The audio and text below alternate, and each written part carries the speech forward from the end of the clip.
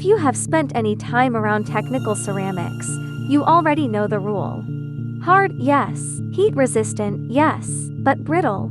Drop it, shock it, twist it, and it goes the way of the teacup. Zirconia is the exception. It bends a little before it breaks.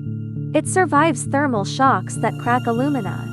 It does something inside its own crystal structure that almost no other ceramic does. And once you understand what that is, you understand why this particular tube ends up in places no other ceramic tube can stay alive for very long. Pure zirconia, left to its own devices, changes its crystal phase as it cools. The cell volume jumps by several percent. That kind of expansion inside a finished ceramic is what cracks it. The fix is yttria, about 3% of yttrium oxide doped into the zirconia. The yttria pins the high-temperature crystal phase in place, even at room temperature. And here is where it gets interesting. When a crack does try to propagate through the body, the stress field at the tip of the crack triggers a local phase change. The grains right at the crack tip expand. That expansion squeezes the crack closed. The material is using its own structure to stop its own failure. Engineers call it transformation toughening. It is the reason a zirconia tube does not behave like a piece of porcelain. On paper, this is what the material looks like. Purity above 99.9% zirconium oxide. Working temperature reaching 2200 degrees Celsius.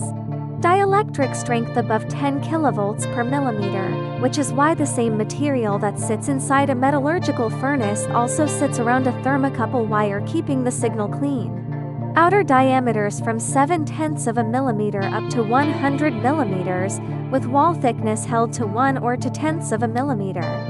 And the headline figure for the toughness conversation we just had, fracture toughness in the range of 6 to 8 megapascal root meter.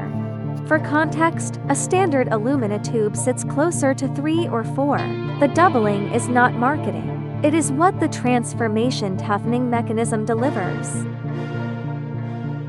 Zirconia is not the answer to every problem. It will sit happily in concentrated sulfuric acid, in caustic solutions, in oxidizing and reducing furnace atmospheres. It will not sit in hydrofluoric acid. The hydrofluoric acid attacks the zirconium fluoride bond and the surface goes. If your process has hydrofluoric acid in it, this is the wrong tube, then use a different material.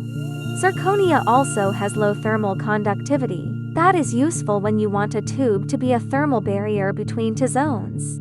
It is the opposite of useful when you want heat to move through the wall quickly. For that, alumina or silicon carbide are the better calls. The honest version of this conversation is the one that helps a real engineering decision.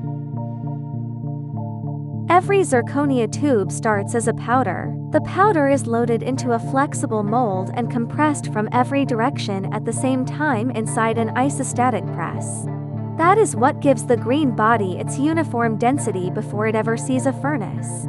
Then the body is sintered at high temperature in a controlled atmosphere, which is when the grains lock into the toughened structure. Once it cools, zirconia is harder than most cutting tools, so the finishing is done with diamond CNC grinding for the outer diameter, the inner diameter, and the end faces. Polishing is optional, used where surface finish matters for sealing or for thermal shock behavior. The wall thickness on the finished tube stays within 1 or 2/10 of a millimeter over the entire length, which is the figure the data sheet promises and what the grinding stage delivers. Before any zirconia tube leaves the workshop, the dimensions are checked at multiple points along the body, the concentricity is verified, and the surface is scanned for chips and hairline cracks under good light. Then the tube is foam-lined and individually cradled in its carton. Zirconia is tough by ceramic standards, but in transit, every tube is still a piece of dense ceramic that does not forgive a careless drop. If the conditions you are working with sound like the conversation we just had, high temperatures, thermal cycling, aggressive chemistry, a need for insulation that does not bend at heat. There is someone at ADCERAX who would rather talk about your drawing and your operating condition and send you a generic catalog. The door is open whenever you are ready. Until then, thank you for staying through to the end.